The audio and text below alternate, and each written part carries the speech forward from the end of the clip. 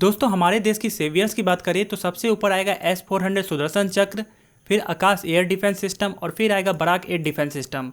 लेकिन इन सबसे भी ज़्यादा कोई हमारी देश की सुरक्षा करता है तो हमारे देश के जवान करते हैं, जो हमारी देश की सुरक्षा के लिए अपनी जान की परवाह किए बिना देश के लिए शहीद हो जाते हैं। इसमें है शहीद मुरली नायक, मोहम्मद इम्तियाज, दिनेश शर्मा, सचिन यादव, कमल कंबोज, अमित चौधरी, सुरेंद्र मोगरा और सूरज यादव, जिन्होंने हमारी देश की सुरक्षा के लिए अपनी जान की आहुति दी और हमारी देश की पूरी तरह से सुरक्षा करी। इन्हें सलाम है हमारी तरफ से। अब चलते हैं टेक्नोलॉजी पे, जिसने हमें सुरक्षा प्रदान करी।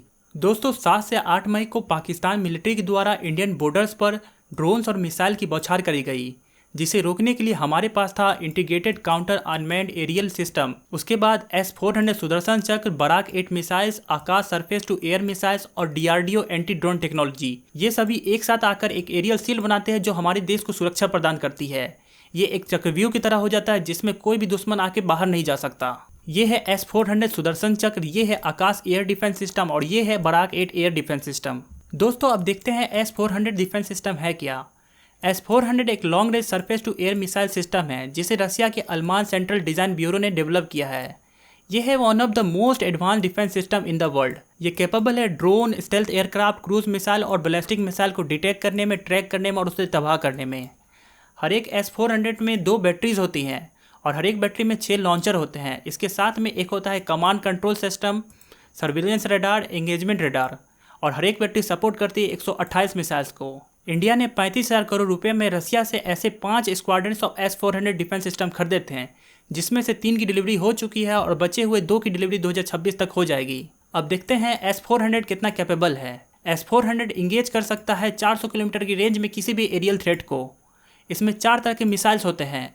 शॉर्ट रेंज होता है 40 किलोमीटर का, मीडियम रेंज है 120 किलोमीटर का, लॉन्ग रेंज है 250 किलोमीटर और वेरी लॉन्ग रेंज है 400 किलोमीटर का। और इसके साथ ही S-400 160 टारगेट को एक साथ देख सकता है और 72 को एक साथ इंगेज भी कर सकता है। पहले इंडियन एयरफोर्स की एक्सरसाइज में S-400 80% तक इफेक्टिव था, लेकिन अब इंडिया वर्सेस पाकिस्तान के अभी जो हालात हुए उसमें ये 95% से भी ज़्यादा इफेक्टिव निकला। अब देखते हैं ये काम कैसे करता है। सबसे पहले long range surveillance radar 400 kilometre के एरिया में उड़ने वाले सभी तरह के थ्रेट्स को कैप्चर करता है। उसके बाद ये डाटा दिया जाता है कमांड एंड कंट्रोल पोस्ट को। यहाँ पर देखा जाता है कि उड़ने वाले थ्रेट्स फ्रेंडली हैं या दुश्मन के हैं। अगर दुश्मन के हैं तो लॉन्चर को आदेश दिया जाता है कि थ्रेट के हिसाब से मिसाइल को छोड़ा जाए। उसके बाद एंगेजमेंट रडार के द्वारा रियल टाइम में मिसाइल्स को गाइड किया जाता है ताकि एरियल थ्रेट्स को डिस्ट्रॉय किया जा सके। अब देखते हैं बराक 8 मिसाइल्स क्या होते हैं। बराक 8 को slight range surface to air missile या mid range surface to air missile के नाम से भी जाना जाता है। इसे डेवलप किया गया है इजराइल एरोस्पेस इंडस्ट्रीज और DRDO के द्वारा। इसकी रेंज है 100 किलोमीटर और इसकी स्पीड है माक 2।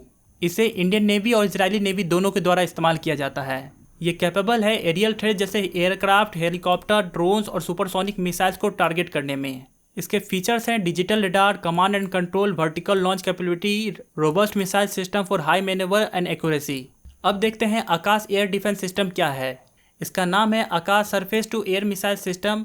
ये mid range surface to air missile system है जिसे इंडिया के DRDO के द्वारा बनाया गया है और इसे मैन्युफैक्चर करती है भारत डायनेमिक लिमिटेड और भारत इलेक्ट्रॉनिक लिमिटेड के द्वारा। रेंज की बात करें तो आकाश MK1 की रेंज है 25 से 30 किलोमीटर, आकाश MK1S की रेंज है 30 किलोमीटर और आकाश MK2 जिसकी रेंज है 70 किलोमीटर पर अभी वो डेवलपिंग और टेस्टिंग में है और इसकी स्पीड है 2.5 मैक। मोबिलिटी की बात करें तो इसे कहीं भी ले जाया जा सकता है। ये टट्टा ट्रक के ऊपर लदा रहता है। इसे इंडियन आर्मी और इंडियन एयरफोर्स दोनों इस्तेमाल करती है। इंडियन एयरफोर्स में डिप्लॉय है एयर बेसिस पे।